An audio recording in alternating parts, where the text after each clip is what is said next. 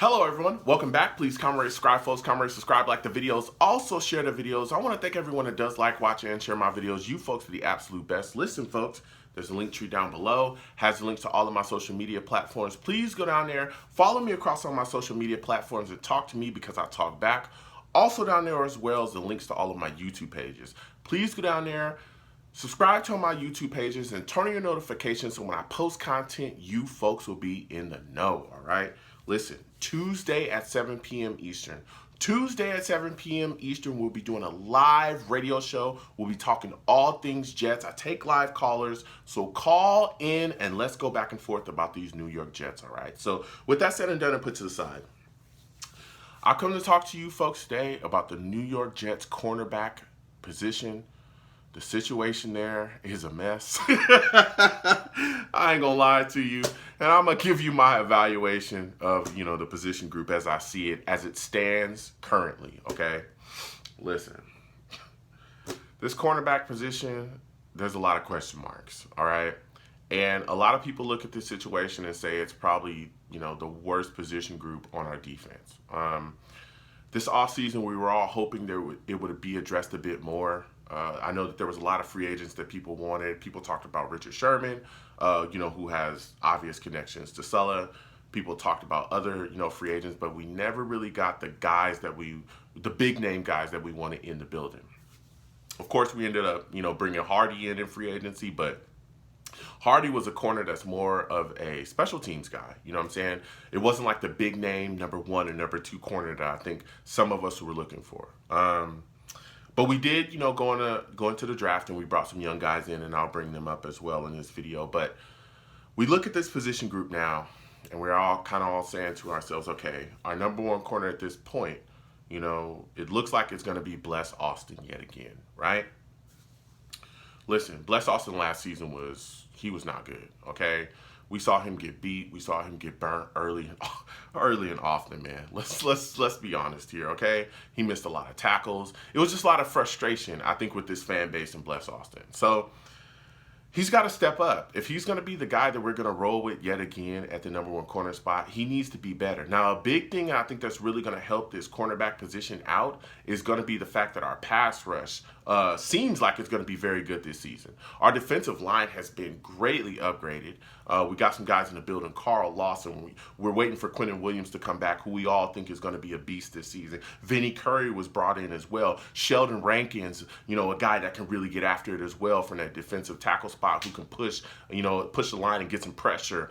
Fadu Kasi being there. John Franklin Myers, we're all looking to see him take the next step as a pass rusher too. So all these things are really going to bode well for our secondary, particularly our cornerback position, because those guys aren't going to have to cover that long. And also, they may get some freebie interceptions because quarterbacks are going to have to make decisions so fast that you're going to be able to be right there and catch the football when that quarterback makes a mistake just trying to get the football out of there. You know what I'm saying? So that's something that bodes well. Another thing that bodes well for me, when I look at Bless Austin, I look at him as a guy that he could use the coaching staff that we have right now, the type of coaching that he's going to get this season, he could use that, okay?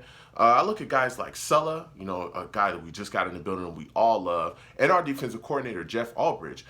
These are guys that I think are going to be able to kind of help him take the next step as a corner. Sulla in particular, I watched him do things in San Francisco with guys that a lot of people did not think was very good, and he was able to make them successful within his scheme. He's known for that. They had a lot of injuries there in San Francisco. That cornerback position, had some up and down times as well, but he was able to utilize guys effectively to the best of their abilities and utilize their skill sets effectively within his game plan on a weekly basis. I watched him do it. So when I look at that, that's something that gives me a little bit of more confidence going into this season with Bless Austin if he ends up being our number one corner. But he's got to step up this season. We've got to see more out of him. He cannot have the same season that he had last year. That would just be unbelievably bad for us. That number two spot right now looks like, hey, Bryce Hall is going to be in it. Listen. Bryce Hall is a kid I think we're all excited about, okay? Last season, Bryce Hall, he was all right. He was a young rookie corner trying to get his feet underneath him. Did he get beat at times? Absolutely. We saw him get beat. We saw him get burned at times, but he was a rookie. So, of course, you're going to take your lumps there. We all know that. but he had some amazing moments. We saw big interceptions. We saw him really hold his own against some big name wide receivers as well too. So this is a guy that I think that coming into this season, what we all want to see from Bryce Hall is consistency. We need to see him play, on a really solid level, more consistent. And again, a young corner getting his foot underneath him, I think coming into this year, we'll see that. And man, if he pans out for us, we'll really have a diamond in the rough there because he's got some ability. So after that slot corner spot is pretty much wide open, okay? We've moved on from Brian Poole, at least seemingly. We haven't brought him back in.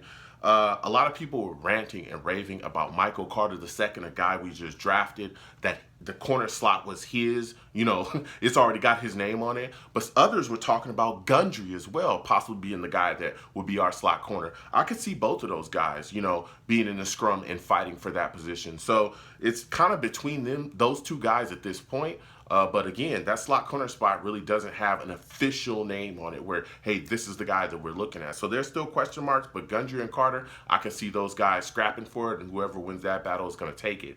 After that, there's some big question marks. Again, a guy like Hardy's more of a special teams guy, but he is a corner. We'll see where he ends up within our depth chart there. You got guys like Isaiah Dunn who have really popped up. He's one of, the Jets paid quite a bit of money for him. He's an undrafted guy. A lot of people saying that he has a lot of ability and he's going to come in and make a big time impact. There's some writers talking about him possibly challenging for the #1 corner spot on the Jets. I don't know, you know what I'm saying? But we all know that he was definitely paid a lot of money for some reason. Joe Douglas definitely sees something in him. So him being brought in, him, continuing to turn heads as well in OTAs and minicamp, we'll see where he ends up. But from all of what we're seeing, he's really lighting it up with a lot of people. And if he pans and turns into a guy that we can put out there and he can, lock in with the #1 or lock in with the #2 and really kind of hold his own there, that'll be huge for us as well.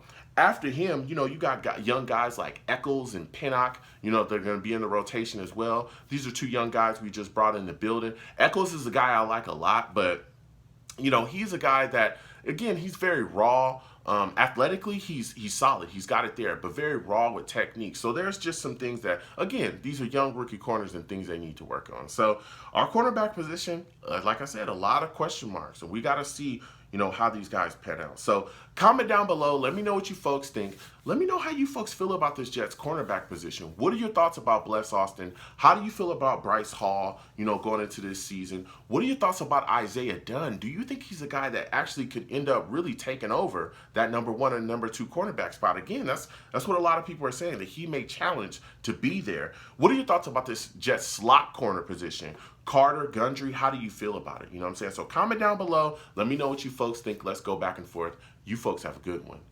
Peace.